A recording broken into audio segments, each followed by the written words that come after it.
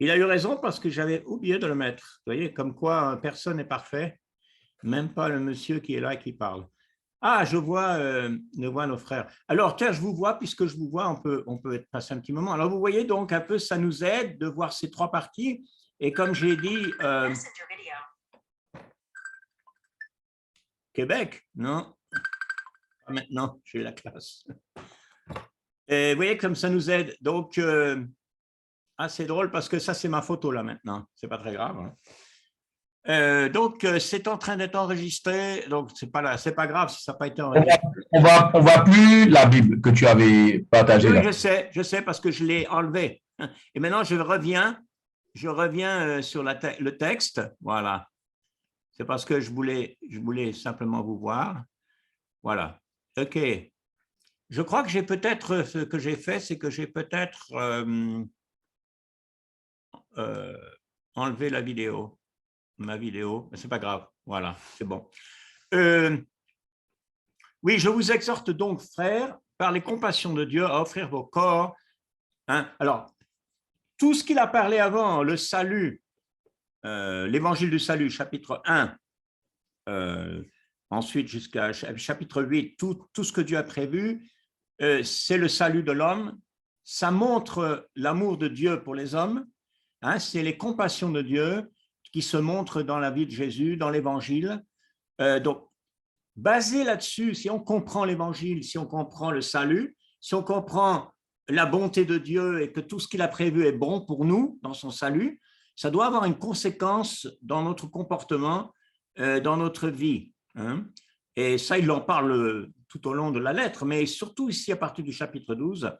Donc, il va dire, hein, alors, je voulais que vous regardiez parce que on peut contraster ce qu'il va dire ici maintenant, la vie du chrétien transformé. Si on regarde le chapitre 1, 18 à 32, toute la liste des péchés qui donne la vie sans Dieu, on peut contraster tout ça avec ce qui va se passer maintenant. Regardez le verset 9 ici, hein, du chapitre 12. Si vous regardez le chapitre 9, vous voyez, il dit que l'amour soit sans hypocrisie, ayez le mal en horreur, attachez-vous fortement au bien. Il parle de l'amour fraternel. Quant à l'honneur, les premiers à le rendre aux autres, ayez du zèle, etc. Soyez fervents, réjouissez-vous. Tout le comportement, hein, bénissez ceux qui vous persécutent, etc. Tout ce comportement qu'il parle, on voit bien qu'on peut faire un contraste avec le chapitre 1, 18 à 32, tous les péchés dans le monde, tous les comportements mauvais, et bien maintenant, c'est un changement complètement. C'est pour ça qu'il utilise le mot transformer. C'est un mot grec d'où on a le mot métamorphose. Hein. C'est une transformation, pas une petite changement de surface, mais transformation, c'est une transformation profonde, en profondeur, un changement. Et Paul dira même une nouvelle créature, hein, en 2 Corinthiens. Alors évidemment, quand on regarde avant, dans le chapitre 6, quand il commence, maintenant que nous sommes non sous la loi, mais sous la grâce, allons-nous pécher, et puis il parle du baptême, là aussi déjà il parle d'une nouvelle vie, hein, une vie sanctifiée qui fait partie du salut. Donc on pourrait comparer ce chapitre 12 dont il parle avec le chapitre 6, hein, 1 à 11. Là aussi il parle que notre vie est changée, puisqu'on est ressuscité avec le Christ. Maintenant, on se donne au bien, on est lui-même, on est esclave de la justice et non plus de l'injustice, etc. Alors, ne vous conformez pas au siècle présent. Le mot siècle ici, hein, c'est un mot qui est le mot aion, qui veut dire plutôt l'âge présent, en opposition avec disons, le futur de Dieu. L'âge, c'est le siècle, ce n'est pas tellement le temps, c'est l'époque, c'est la manière d'être de notre monde, c'est la façon de vivre, c'est la culture, on pourrait dire. Hein? Aion, ici. Ce n'est pas tellement le temps qui est important, mais c'est qu'est-ce qui se passe dans ce présent. Alors, c'est intéressant, il dit le siècle présent, c'est traduit comme ça. Pourquoi? Parce qu'on regarde vers l'avenir. On n'est pas attaché simplement à transformer notre vie maintenant. Ce n'est pas que dans cette vie, l'évangile, mais il y a une espérance. Il y a un changement vers Dieu et Dieu va amener le bien, l'amour, tout va être parfait. Dieu va amener un nouveau monde même, on peut dire. Hein. Donc, c'est toujours tourné vers l'avenir. Il dit transformé par le renouvellement de l'intelligence. Et j'aimerais, si quelqu'un pouvait regarder dans Éphésiens 4, versets 11 à 14. C'est un passage très intéressant, important. Alors, si vous avez votre Bible, Éphésiens 4, versets 11 à 14, et je vais demander à quelqu'un de le lire s'il pouvait.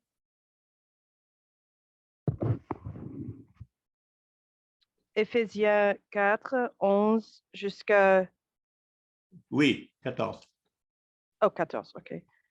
C'est lui qui a donné les uns comme apôtres, les autres comme prophètes, les autres comme évangélistes, les autres comme bergers et enseignants. Il l'a fait pour former les saints aux tâches du service en vue de l'éducation du corps de Christ, jusqu'à ce que nous parvenions tous à l'unité de la foi et de la connaissance du Fils de Dieu, à la maturité de l'adulte, à la mesure de la stature parfaite de Christ. Ainsi, nous ne serons plus de petits enfants, ballottés et emportés par tout vent de doctrine, par la ruse des hommes et leur habileté dans les manœuvres d'égarement. Oui, c'est vrai que comment ça se fait, comment ça se passe, ce renouvellement d'intelligence? Comment Dieu a, par quels moyens, par quelle manière Dieu a-t-il choisi de nous rendre plus intelligents, plus spirituels, de mieux comprendre sa volonté? Il le fait d'abord, il le fait par sa parole, c'est-à-dire qu'il nous a donné une révélation. Il nous a donné une révélation qu'il faut faire connaître déjà à nos enfants, faire connaître aux gens autour de nous, faire connaître dans l'Église, mais dans le monde. C'est par cet enseignement que Dieu nous a donné, c'est par cet enseignement de sa parole qu'on va pouvoir changer si on l'écoute et si on le prend au sérieux, si on la pratique. Hein, c'est de ça qu'il parle. Et vous regardez tout ce dont il parle là, dans Éphésiens 4, hein, je n'ai pas le texte sous les yeux, mais il dit bien apôtre, prophète, évangéliste, pasteur et docteur ou enseignant, hein, c'est pareil. Donc, c'est la parole qui a été révélée d'abord. D'abord, il dit apôtres et prophètes. Donc, les apôtres et les prophètes sont ceux qui ont reçu à l'origine, au départ, il y a une chronologie là, au départ, une révélation de Dieu. Alors, il y a beaucoup de gens, de mouvements aujourd'hui qui existent hein, dans le monde chrétien. Hein. Il y a beaucoup de mouvements où il y a beaucoup de personnes qui disent « moi, je suis apôtre, moi, je suis prophète ». Et ça amène une confusion parce que dans la Bible, du point de vue de la Bible, si on regarde les prophètes et les apôtres, ce sont des initiateurs, on pourrait dire, des pionniers. Ce sont les points de départ. Dans l'histoire. Hein. Moïse est un prophète, il reçoit la loi de Dieu, qui ensuite, cette loi est transmise. Il n'y a pas un autre Moïse qui vient après, il y a des prophètes. Les prophètes reviennent toujours à la loi. Ils ont des révélations de Dieu, mais ils reviennent à la loi. Donc, ce sont ceux qui ont eu les révélations initiales, qui ont été inspirés, on peut dire, apôtres, prophètes. Et ensuite, quand on a évangélistes, pasteurs, qui sont aussi, on peut traduire bergers, hein, et puis ensuite enseignants, ce sont ceux qui transmettent cette connaissance reçue qu'on a déjà, mais ce ne sont pas ceux qui sont inspirés par des nouvelles révélations. Alors, il y a une confusion actuelle là-dessus. Je ne sais pas si vous voulez en dire quelque chose, mais je pense que je lis beaucoup ce qui se passe sur Facebook et tout ça, assez pour voir ce qui se passe, et je me suis rendu compte que beaucoup de croyants se disent apôtres, prophètes. Et je crois que ça amène une confusion. Je ne sais pas si Senghor est d'accord avec ça, lui qui est un enseignant de notre école du maître, peut-être qu'il voudrait dire quelque chose. Oui, je suis parfaitement d'accord, puisque ceux-là que nous pouvons appeler aujourd'hui les prophètes modernes, oui. Donc déjà qui inventent des théories non inspirées de la Bible, des gens s'inspirent même des livres apocryphes, des livres qui n'ont rien à voir avec la Bible, ils se disent prophètes. Donc la révélation vient par eux-mêmes et c'est eux-mêmes qui décident du sort de leur assemblée, de leur église qu'ils ont créée ou bien implantée, et ils sont devenus leurs fondateurs. Donc, c'est des gens-là qui troublent l'évangile en ce moment.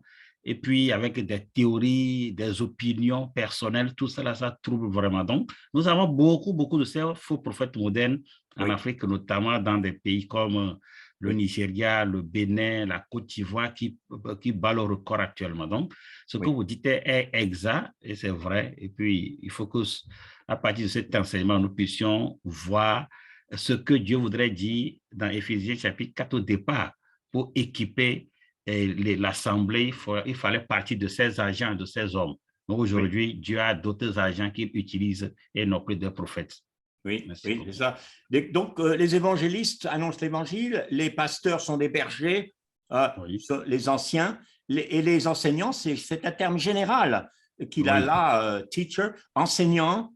Dans le grec, ça peut être n'importe quel chrétien qui enseigne d'autres, qui enseigne des enfants, qui enseigne des femmes, qui enseigne, c'est général. Mais c'est vraiment, on voit que c'est par la communication de la parole de Dieu, de la volonté de Dieu, qu'on peut avoir cette transformation et le renouvellement de l'intelligence ne se fait pas comme ça, par hasard.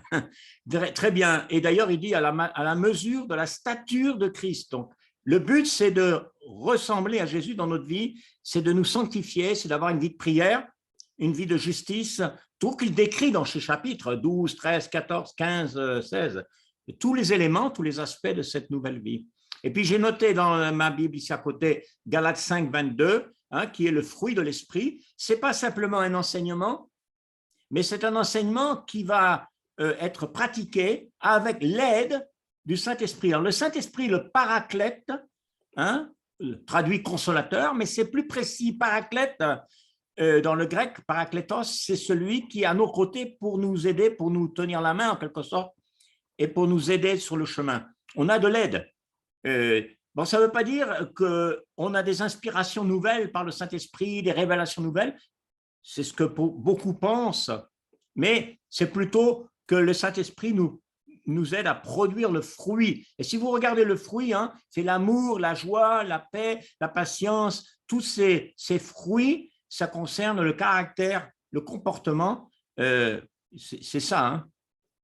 Autre texte que peut-être quelqu'un peut lire, on est toujours dans cette question de renouvellement, comment on se renouvelle, c'est Hébreux 5, 11 à 14. Est-ce qu'il y a un autre volontaire qui peut lire Hébreux 5, 11 à 14? Et puis on en a deux autres qu'on va lire parce que ces passages sont importants, ces passages parallèles. Nous avons beaucoup à dire à ce sujet et des choses difficiles à expliquer parce que vous êtes devenus lents à comprendre, alors que vous devriez, avec le temps, être des enseignants.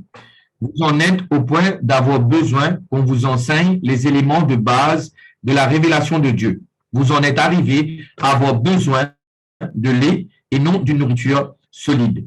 Or, celui qui en est au lait est inexpérimenté dans la parole de justice, car il est un petit enfant. Mais la nourriture solide est pour les adultes, pour ceux qui, en raison de leurs expériences, ont le jugement exercé à discerner ce qui est bien et ce qui est mal. Et alors, Canden, tu lis, si tu peux me dire quelle est ta traduction Ah oui, j'ai lu second 21. Ah, c'est la seconde 21. D'accord. Okay. Intéressant comme un petit peu. Bon, je pourrais discuter un tout petit peu sur la traduction, mais je n'ai pas envie. Mais c'est vrai. Vous voyez qu'elle est très bien, ce n'est pas un problème. Vous voyez qu'il y a un but dans tout ça et que le but, on pourrait dire, c'est un but de pratique. Pour que le chrétien mûrisse, dans quel but? Pour discerner entre le bien et le mal. C'est logique. C'est-à-dire que dans le monde, si on savait la différence entre le bien et le mal, les choses iraient beaucoup mieux.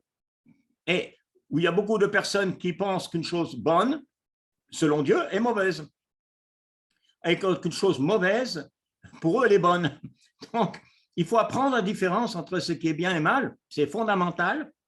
Et sans cela, vous savez, les enfants, quand on élève les enfants, c'est la chose principale, on peut dire, pour les enfants. Ça, s'il ne faut pas le faire, ça, c'est bien, ça, c'est pas bien. Et pour qu'ils puissent se comporter d'une manière adulte plus tard et non pas d'une manière enfant.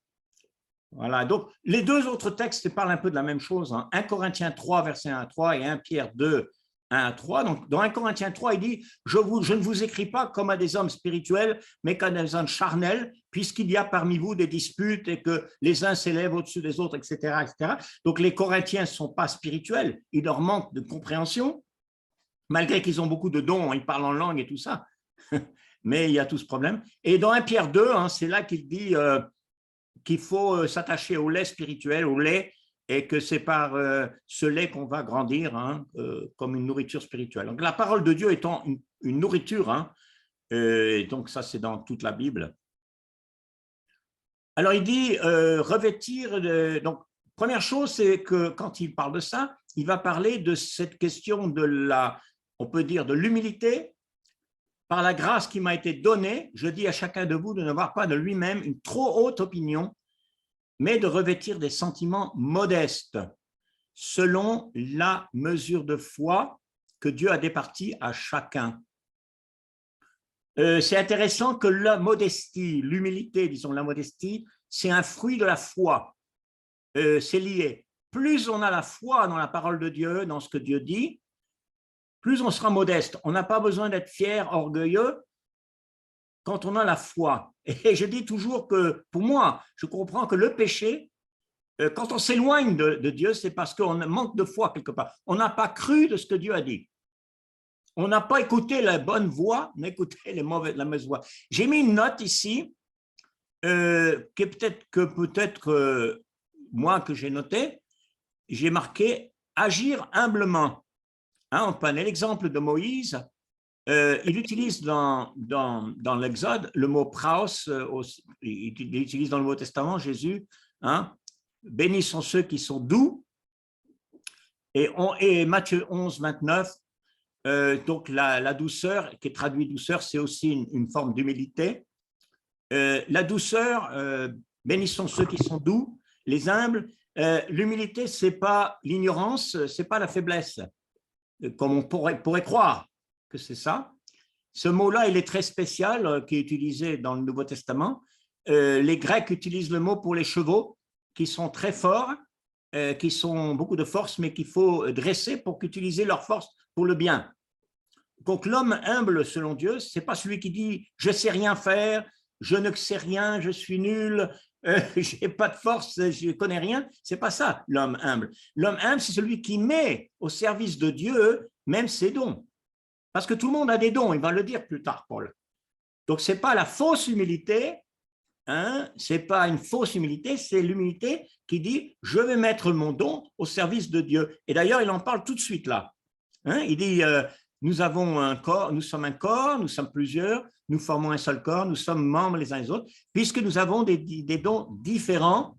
Pourquoi? Pour être au service des autres. Nous avons des dons pour les autres. Hein? Donc, il va expliquer comment les différents dons qu'il va parler ici sont faits pour être au service. Les dons, ce n'est pas fait pour être à notre propre service ou au service de nos ambitions personnelles. Moïse, qui était humble, la Bible dit que c'était l'homme le plus humble, il était au service de Dieu, au service du peuple de Dieu, pas à son propre service. Et les faux prophètes, comme Jésus en parle et la Bible, les faux prophètes sont des gens qui font tout pour eux-mêmes, pour leurs avantages. C'est pour ça qu'il y en a beaucoup dans le monde. Voilà, alors différents dons, s'il n'y a pas quelque chose d'autre à dire, différents dons, donc il parle d'abord de prophétie. Celui qui a le don de prophétie l'exerce en accord avec la foi. Donc ensuite, il parle de enseigner, exhorter, hein, celui qui donne, qu'il le fasse avec libéralité, que celui qui préside le fait avec diligence, que celui qui pratique la miséricorde le fait avec joie. Alors, pour qu'il mentionne le mot prophétie au départ ici, il y a beaucoup de gens qui utilisent ce verset pour dire « Ah, ben, il y a des prophètes aujourd'hui, il y a des gens inspirés, il y a des gens qui ont des nouvelles révélations. » Le mot prophète peut vouloir dire ça, surtout dans l'Ancien Testament, mais le mot prophète, vous savez, c'est un mot qui simplement veut dire celui qui parle de la part de Dieu. Hein. C'est ça le prophète au sens littéral, qu'il soit inspiré ou pas. C'est peut-être dans ce sens que est utilisé ici. Une autre possibilité, c'est que Paul écrit la lettre aux Romains quand il y a encore des prophètes inspirés. Il y a encore des gens qui ont des révélations à cette époque. Les apôtres sont toujours en vie, donc c'est possible qu'il parle aussi de ça. Mais en tout cas, il dit une chose importante, que celui qui a le don de prophétie l'exerce en accord avec la foi. Et là, je veux vous dire quelque chose d'important concernant ce mot, la foi. La foi, c'est quoi? Il faut un peu regarder ça, un petit peu, si on avait le temps, mais il faudrait regarder la différence entre la foi qui est subjective, la foi d'une personne, j'ai la foi, je crois, et la foi, c'est aussi un mot en français qui est utilisé pour parler de la croyance, du contenu de la foi, c'est-à-dire l'évangile, la parole de Dieu. Par exemple, Jude utilise comme ça, hein, la foi qui a été révélée une fois pour toutes. C'est la même chose en anglais, je pense, the faith that has been revealed once for all. Donc, des fois, l'enseignement, l'évangile est écrit comme foi, c'est la foi. C'est ce en quoi on croit.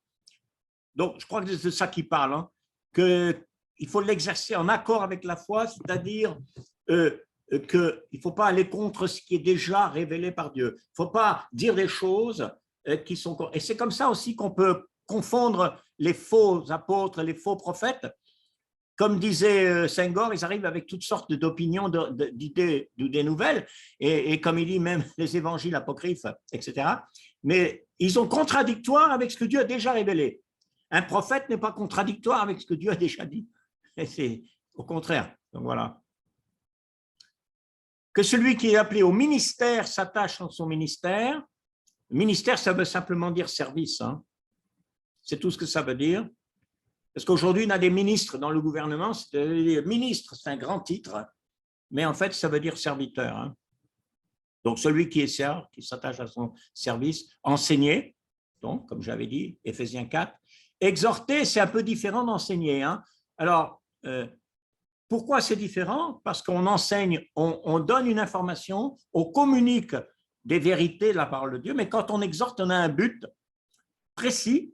Quand on exhorte, c'est surtout de reprendre parfois ou d'encourager. Mais dans l'exhortation, il y a l'idée de reprendre, de corriger. Des fois, il faut corriger.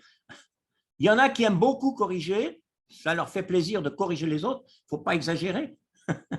Mais il y a l'idée, je pense, de correction. Je ne sais pas si Senghor, il a quelque chose à dire là-dessus aussi, qui est notre enseignant. Canden, tu voulais poser une question? Oui, enfin, j'ai entendu à chaque fois, on parle beaucoup des livres apocryphes. Il y a une fois, bon, je ne sais pas quoi penser. Je demande, hein, j'ai pas une pensée faite là-dessus. C'est une question que je demande. Comment je peux raisonner avec quelqu'un ou comment tu peux nous partager que par rapport que les livres apocryphes, c'est pas utilisé, mais quand tu écoutes Jude en chapitre 1, verset 14, il dit c'est aussi pour eux qu'Enoch, le 7e depuis Adam, a prophétisé en ces termes, voici que le Seigneur est venu avec ses saints troupes. Pourquoi un livre qui est dans la Bible, qui est dans le canon, il cite un apocryphe? Et oui, voilà. C'est une bonne question, Canden, parce que je te ferai remarquer une chose intéressante, c'est que Paul, en acte 17, il cite les poètes grecs 3 fois. Alors, pourquoi il cite les poètes grecs? Parce que si Dieu fait qu'on cite ces poètes ou qu'on cite ces textes, les apocryphes, Dieu, il sait, dans ces apocryphes, ce qui peut être vrai et ce qui peut être faux. Hein? Il y a des choses vraies, il peut y avoir des choses vraies. Il y a des évangiles apocryphes sur Jésus. C'est vrai que Jésus a existé. Il y a des choses que Jésus a faites. Donc, c'est vrai qu'on a quelques cas comme ça et qui sont où Jude il cite. Et ça a été utilisé par les gens pour dire il faut accepter ces livres hein, comme autorité, comme inspirés de Dieu, mais je pense que c'est simplement, la Bible fait ça souvent. Vous avez des prophètes dans l'Ancien Testament qui citent même des textes ou des choses que des gens ont dit, comme exemple, pour montrer qu'est-ce qui a pu être dit dans l'histoire. Quand on prêche, Senghor, il prêche, ça nous arrive peut-être quand on prêche de citer un poète ou de citer quelqu'un qui a dit quelque chose pour illustrer ou pour montrer un point, on peut le faire. Mais ça ne veut pas dire que si je cite Jean-Paul Sartre dans un sermon pour montrer qu'il était un non-croyant, ça ne veut pas dire que j'accepte tous ses écrits. Ouais. Il utilise quelque chose qui est peut-être dans la culture ou oui, l'auditeur connaît. Ouais. Et des fois, c'est utile parce que à travers ça, peut-être toi, Camden, je ne sais pas, à l'île Maurice, il y a des poètes ou il y a des chansons même que quelqu'un a écrit, il dit écoutez cette chanson, regardez ce qu'elle dit, cette chanson. Elle dit ceci, cela, je suis malheureux ou je ne sais pas. Vous voyez comment l'homme y pense. Là, les gens, ils réfléchissent parce que c'est quelque chose qu'ils connaissent, c'est quelque chose qu'ils ont entendu, ça peut les aider. Mais il faut de la sagesse quand on fait ça, parce que si on fait un sermon et que tous les sermons, on cite que des textes apocryphes, là, on a un problème. Donc, je crois que vous comprenez ce qu'on est en train de dire. Senghor, tu veux dire quelque chose, toi, qui est littéraire? Oui, justement, je suis d'accord avec vous, puisque si nous prenons le cas de Paul, il prend souvent ces citations de ces auteurs pour justifier la parole de Dieu qu'il a en train de prêcher en un moment donné, et que ces auditeurs auraient peut-être avaient une idée de cette citation. Quand il cite la mauvaise compagnie corrompt les bonnes mœurs, pour citer Ménandre, par exemple, tout à l'heure, acte 17, avec comme Eratus, là, c'est comme si c'est une citation populaire connue des gens de son époque, et puis quand il la cite, c'est pour justifier, illustrer sa pensée de Dieu qu'il est en train de leur communiquer, comme vous l'aviez certainement dit. Donc, c'est lié au contexte dans lequel il parle de la part de Dieu, et il illustre par la citation populaire qu'il connaissait, afin d'ouvrir leur connaissance, leur compréhension, pour qu'ils puissent saisir la parole de Dieu que Paul était en train de prêcher en ce moment. C'est ce que vous avez dit, justement, je suis d'accord avec vous. Ouais. Il y en a d'autres, par exemple en Tite, Paul dit, parlant des gens de Chypre, ils sont tous des insensés, alors c'est un peu fort, mais bon, oui, voilà, donc il y en a plus qu'on pense des fois, donc voilà. Alors, voilà les différentes choses, les différents dons. Sont intéressants ces dons parce qu'ils sont très différents. Par exemple, que celui qui donne le fasse. Alors, vous savez que libéralité, ça veut dire générosité. C'est-à-dire qu'il faut être, si on veut donner, il faut être généreux. Pourquoi pas que celui qui préside le fasse avec diligence, avec zèle, et pratiquer la miséricorde le fasse avec joie. Vous voyez qu'il n'y a pas que l'enseignement, il y a aussi tous ces dons pratiques qui sont nécessaires. Que les frères qui donnent, qui sont généreux. Ceux qui président, c'est les présidents dans les assemblées. Et il faut de ceux qui dirigent, qui président, c'est en général les anciens, s'il y a des anciens. Ça peut être aussi l'évangéliste, comme Timothée l'évangéliste. Et puis alors, après, il va parler ici de l'amour. Tous ces versets, verset 9, et puis après ce qui suit, c'est concerne une manière, l'importance de l'amour, et il va en parler plus tard. Donc, que l'amour soit sans hypocrisie, ayez le mal en horreur, attachez-vous fortement au bien. Et puis, il ajoute quelque chose d'intéressant au verset 10, l'amour fraternel. Donc l'amour sans hypocrisie, c'est l'amour de 1 Corinthiens 13, qui décrit l'amour est patient, l'amour espère toute chose, 13, 8 à 10. Et puis, l'amour fraternel, c'est spécial, c'est l'amour entre frères et sœurs. Et d'ailleurs, il dit, soyez pleins d'affection les uns pour les autres. Ça, c'est un commandement, c'est très important de faire ça. Et puis, tous ces comportements sont liés à l'amour, je pense. Le zèle, fervent d'esprit, réjouissez-vous en espérance, soyez patients. Si vous regardez ces mots, persévérez, c'est un peu ce qu'il dit dans 1 Corinthiens 13, où il décrit l'amour, parce que c'est riche, l'amour, il y a beaucoup d'aspects. Voilà tous les différents aspects. Et aussi, ce qui est intéressant avec l'amour, c'est que plus tard, au chapitre 13, il va en parler à nouveau. Il revient sur ce sujet de l'amour, au verset 8. Ne devez rien à personne, si ce n'est de vous aimer les uns les autres, car celui qui aime les autres a accompli la loi. Ça, c'est un texte très important où il cite les 10 commandements, enfin une partie des 10 commandements, pour montrer que, en fait, c'est l'amour qui permet de pratiquer ou d'accomplir tous ces commandements. Voilà. L'amour ne fait pas de mal au prochain, l'amour est de l'accomplissement de la loi. Il revient là-dessus donc plus tard. L'amour fraternel. Et puis, ça fait partie de l'amour, verset 14, parce qu'il dit « Bénissez ceux qui vous persécutent, bénissez, ne maudissez pas, mais dans le contexte de Matthieu 5 et verset 44, dans le contexte de Matthieu 5, c'est l'amour, hein, l'amour du prochain, mais c'est aussi aimer son ennemi, bénir, et tous ces comportements qui sont les plus difficiles vis-à-vis de ceux qui sont contre Dieu, de ceux qui nous méprisent ou qui nous insultent. Eh bien, il dit, il faut bénir ceux qui nous persécutent, bénir et ne pas maudire.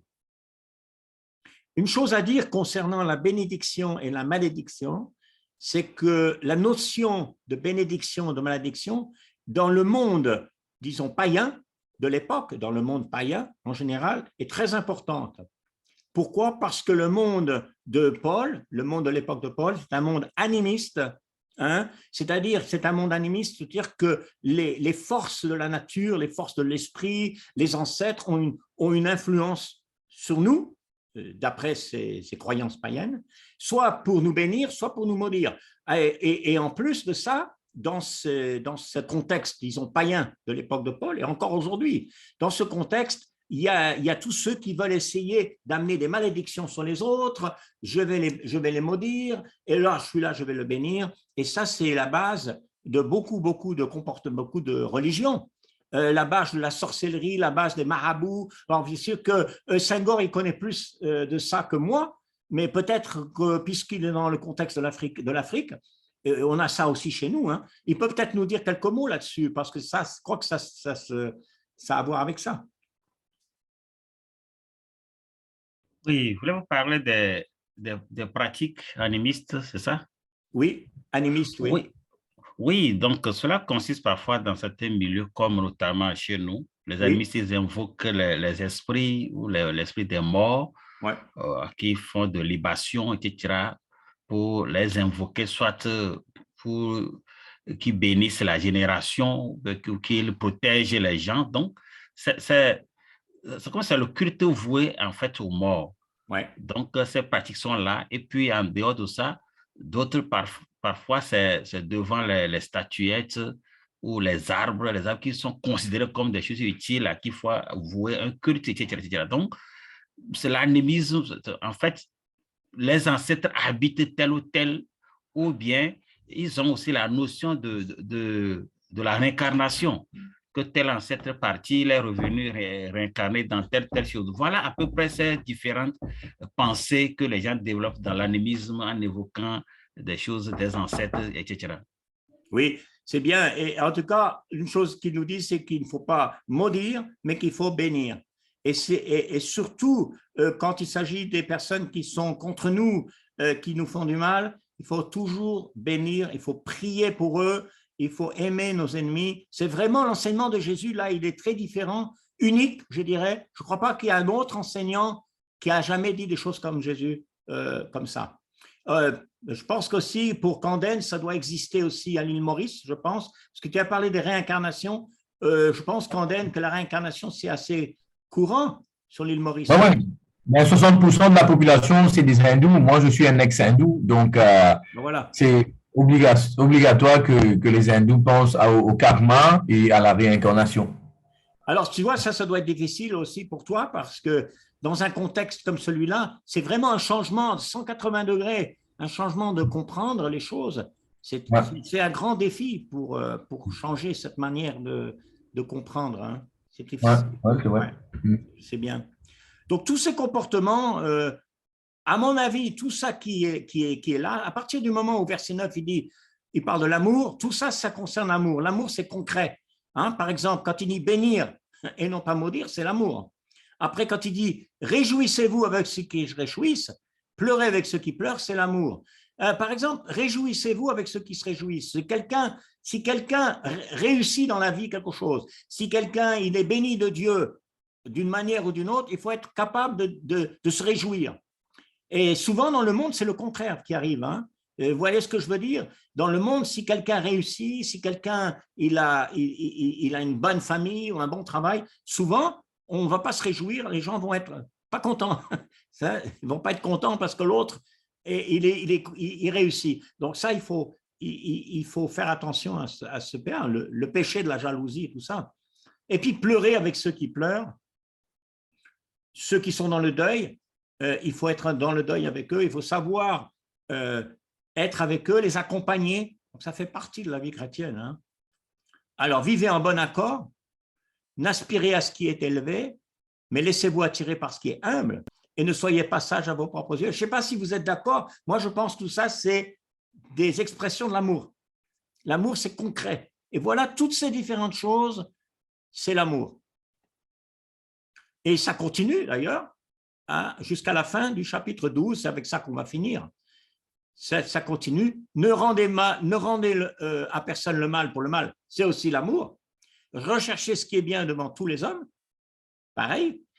Verset 18, très important, s'il est possible, autant que ça dépend de vous, soyez en paix avec tous les hommes. Ce verset est très important quand on conseille les personnes dans les conflits, dans les difficultés, parce que des fois, ils font des efforts pour avoir la paix, ils font ce qu'ils peuvent et ça ne marche pas. Mais regardez ce que Paul dit, s'il est possible, autant que ça dépend de vous, soyez en paix avec tous les hommes. On n'aura pas toujours la paix. Il y a des gens qui vont être des ennemis, qui vont mal nous traiter. On aura beau essayer, on a fait des efforts, mais ce verset, donc, il est utile pour encourager les personnes. Bon, la paix, ça dépend pas que de toi, pas seulement de toi qui est la paix dans le monde. Ça dépend des autres. C'est un travail ensemble. Des fois, il y aura des conflits. Et des fois, les conflits, ce n'est pas à cause de toi qu'il y a des conflits. Les conflits sont provoqués par d'autres personnes. Donc, ça aussi, ça fait partie de l'amour. Hein. Et continue, ne vous vengez point vous-même, bien-aimés, laissez agir la colère, car il est écrit, à moi la vengeance, à moi la rétribution, dit le Seigneur. Alors, quand il dit laisser agir la colère, il ne parle pas qu'il faut être en colère. La colère n'est pas une bonne chose. Hein. Je crois que c'est bien dans la Bible. La colère, il ne faut pas se laisser à la colère, mais il faut laisser agir la colère, car il est écrit, il parle là de la colère de Dieu dans sa justice. À moi la vengeance, à moi la rétribution, dit le Seigneur. Hein, c'est dans le Lévitique, ça, et c'est aussi dans le Deutéronome. Donc Dieu est un Dieu juste, un Dieu qui juge. Il ne faut jamais l'oublier. Les gens nous font du mal, les gens font du mal, les gens font des choses, mais il y a toujours Dieu qui est là. Et souvent, on veut faire la justice nous-mêmes, c'est ça qui arrive. On veut nous-mêmes être le juge, on veut nous-mêmes punir les gens, on veut faire la justice et on arrive à des gros problèmes quand on veut faire ça, prendre la place de Dieu. Prendre la place de Dieu. Et alors, finalement, on va terminer avec ce texte qui est dans les Proverbes. Hein, 25, les Proverbes, c'est aussi important. Proverbes chapitre 25. Si ton ennemi a faim, donne-lui à manger. S'il a soif, donne-lui à boire. Car en agissant ainsi, ce sont des charbons ardents que tu amasseras sur sa tête. Et finalement, ne te laisse pas vaincre par le mal, mais surmonte le mal par le bien. Alors, c'est que quand il dit ce sont des charbons que tu amasseras sur sa tête, il y a beaucoup qui discutent de ça, ils ne sont pas très sûrs. Est-ce que vous avez une opinion sur ce que ça peut vouloir dire? Car en agissant ainsi, ce sont des charbons ardents que tu amasses sur sa tête. Ce n'est pas très clair des fois. Hein? Qu'est-ce que vous voulez partager une idée là-dessus? Vous pouvez parler. Hein? Je vais arrêter le partage parce qu'on va finir. Là, c'est un style gentil pour prendre une genre de revanche, je ne sais pas. Ben, si tu fais du bien, si tu fais du mal, si tu donnes à manger à ton ennemi, si tu fais du bien, il dit, ça amasse comme des charbons ardents sur sa tête. C'est vrai que ce n'est pas clair. Qu'est-ce que ça peut vouloir dire? C'est ça ma question. Alors, Canden, qu'est-ce que tu dis? Je n'ai pas trop compris. Charbon ardent, le charbon ardent, c'est quelque chose qui fait mal. Donc, ça ne peut pas être quelque chose qui est d'originement, ça fait du bien à l'autre. Parce que des charbons ardents sur ta tête, ça va te brûler. Donc, de ne pas répondre au mal pour le mal, mais quand tu fais le bien, ça met la personne dans une situation assez compliquée parce qu'il t'a lancé une pierre et tu as lancé des fleurs. Donc, pour lui, ça devient… Enfin, je ne sais pas comment exprimer, mais voilà ce que je c'est pas facile hein, d'expliquer. C'est pour ça qu'il y a beaucoup d'explications. Moi, je ne dis pas que je sais la réponse. Je ne sais pas la réponse. Je me pose la question. Vous pouvez parler. Hein? Allez-y. Oui, je voudrais bondir là-bas. Et comme l'a dit le frère Canden, c'est exactement la même chose, mais c'est comme si la personne vous veut du mal. mais vous lui rendez le contraire de ce qu'il a dans son cœur. Il est indisposé en quelque sorte. Ça le rend mal à l'aise. Le but n'est pas ici de le maudire, mais c'est de le mettre la personne dans une indisposition totale vis-à-vis de ce qu'il avait pensé vous faire.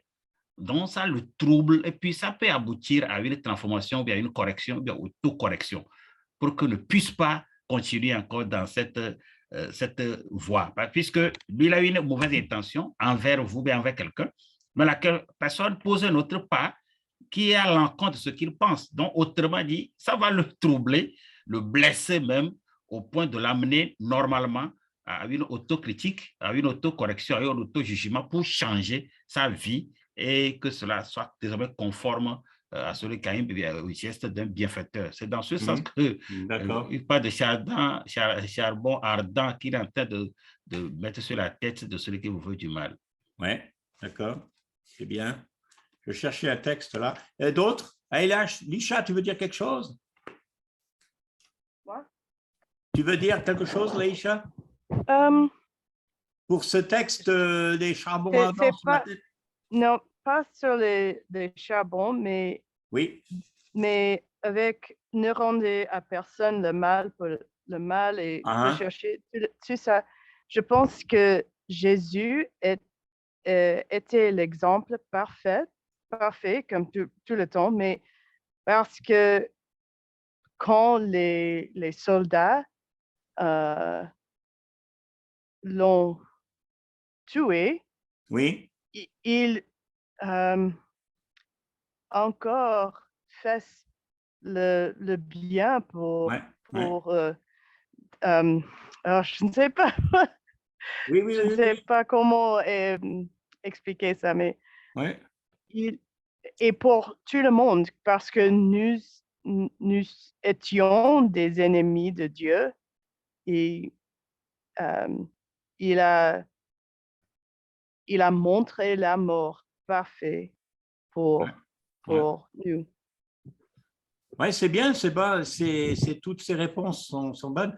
Je voulais vous lire un texte dans Ésaïe qui a peut-être un rapport avec cette question. C'est dans Ésaïe, chapitre 6, quand le prophète il voit Dieu, la gloire de Dieu dans le temple et qu'il reçoit sa mission de prophète. Il dit au chapitre 6, verset 5, c'est Ésaïe qui parle, il dit « Malheur à moi, je suis perdu car je suis un homme dont les lèvres sont impures. J'habite au milieu d'un peuple dont les lèvres sont impures et mes yeux ont vu le roi, l'Éternel des armées. Mais l'un des séraphins vola vers moi, tenant à la main une pierre ardente, en feu, c'est comme le charbon ardent, une pierre ardente, qu'il avait prise sur l'autel avec des pincettes. Il en toucha ma bouche et dit « Ceci a touché tes lèvres, ton iniquité est enlevée, ton péché est expié. » Est-ce que vous pensez que cette idée dans Paul, Romains 12, là, peut-être pourrait être liée à cette idée qui est ici, dans le sens que quand on fait le bien envers ceux qui nous font du mal, quand on leur donne à manger, qu'en fait, on fait quelque chose qui ressemble à ça, on leur donne la possibilité, à travers ce feu du bien, de se purifier. De trouver un pardon, oui? Oui, c'est justement cela, puisque si on fait une analogie entre Romains, ce que vous avez lu en Ésaïe, c'est pratiquement ça. Cette brûlure, en fait, c'est l'action bienfaitrice de celui qui a offensé envers celui qui a offensé. Oui. Donc, c'est comme si cette brûlure à l'intérieur doit aller à une purification de soi, à ce que le grec appelle la purgation de ce mal-là, pour être purifié de cet esprit de mal. C'est à peu près l'analogie que je voudrais faire. C'est bien justifié. Cette blessure doit amener la personne à changer, à se purifier de cette action de malfaiteur, en fait. C'est ce que je vois là-bas. Oui, je crois que c'est simplement, il a pris les proverbes parce que c'est un exemple concret, c'est une image. Bon, le feu, ça brûle, ça fait du mal, mais le feu aussi fait du bien. Quand il purifie, parce que Pierre, il dit que par les épreuves, l'or est purifié par le feu. Bien sûr. On fait beaucoup de choses avec le feu quand on réfléchit. Aussi, ici, nous, on a des cow-boys qui fabriquent toutes sortes de choses en fer. Hein. Par exemple, pour les pieds des chevaux. Hein, il faut leur mettre parce qu'ils ont mal aux pieds, les chevaux. Alors, avec le feu, on peut sculpter le fer avec le feu. On peut purifier avec le feu. Donc, le feu est utile et peut amener des bonnes choses. Bon, c'est peut-être dans ce sens, hein, mais bon. Donc, voilà. Donc, un peu ce que j'ai pensé. Alors, moi, Yann, je ne sais pas si vous me suivez. Moi, Oui. j'étais en train de penser que l'effet, ce n'est pas au niveau de nous-mêmes, Oui. mais peut-être au niveau de Dieu lui-même, parce que c'est lui c'est à lui qu'appartient la vengeance, c'est à lui qu'appartient la rétribution. Donc, c'est Oui. Dieu qui paiera à chacun. Oui, c'est ça. Lorsque c'est lui qui vous fait le mal, vous, en retour, vous retournez le bien. Oui. C'est au niveau de Dieu, ça n'a rien à voir avec nous, Oui. que c'est fait à lieu, pas à notre niveau. Oui, oui. Oui, c'est ça. Ah, alors là, c'est Laura. Donc, j'avais dit que Laura et David sont ici à Abilene. Ils sont du Canada à l'origine et ils ont été en Alaska comme missionnaires, comme prédicateurs. Et maintenant, ils se forment pour aller dans un pays francophone, peut-être en France, peut-être plus tard faire travail missionnaire. Laura, tu sais que c'était à 9 heures la classe ou c'est moi qui a donné une mauvaise heure? Ils commencent à apprendre le français que maintenant un peu. Ils ont fait un peu à l'école, mais je vais dire en anglais. So you knew it was at 9 or I didn't realize, and I saw it was just ending, so I wanted to pop in and say bonjour, ça va? Well, that's good, Laura. Thank you so much. J'ai invité Laura et David, peut-être David parce qu'il fait son master en ce moment, il fait 2 masters à ACU. Il ne sera peut-être pas là, mais en tout cas, Laura, elle sera là parce qu'elle voudrait vraiment travailler sur le français. Laura, I'm going to present to you Laisha.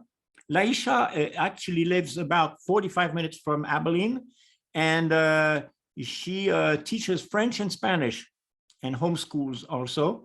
So she's very good in languages. Donc, ça, c'est Laisha.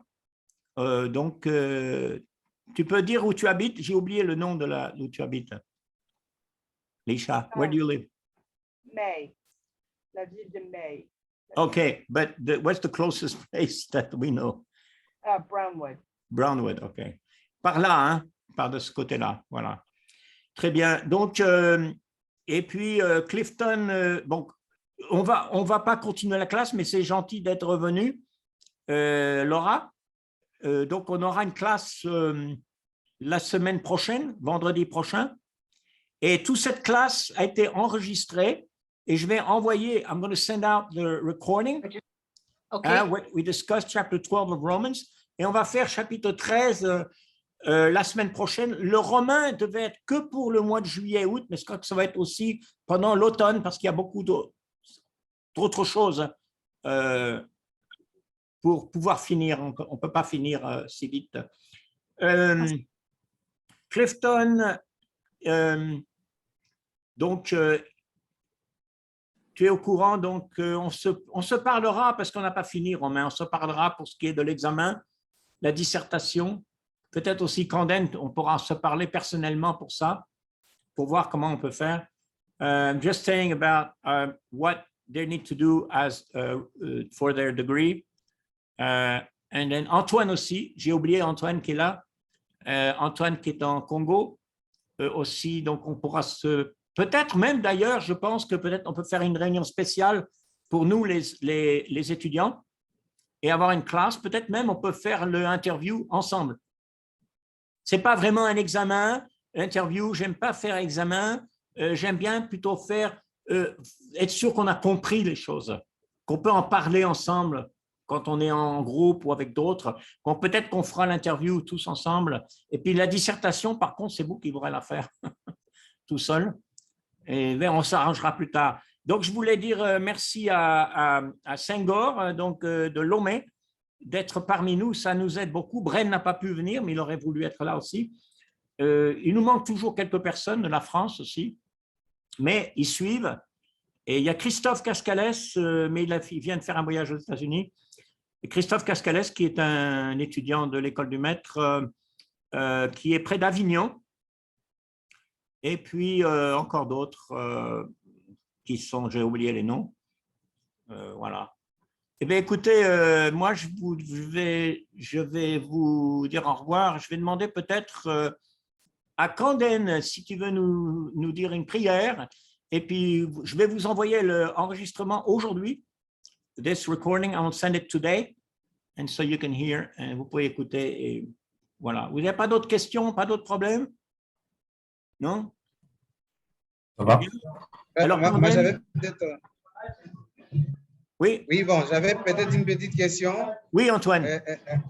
J'allais la poser je crois, au second enseignant.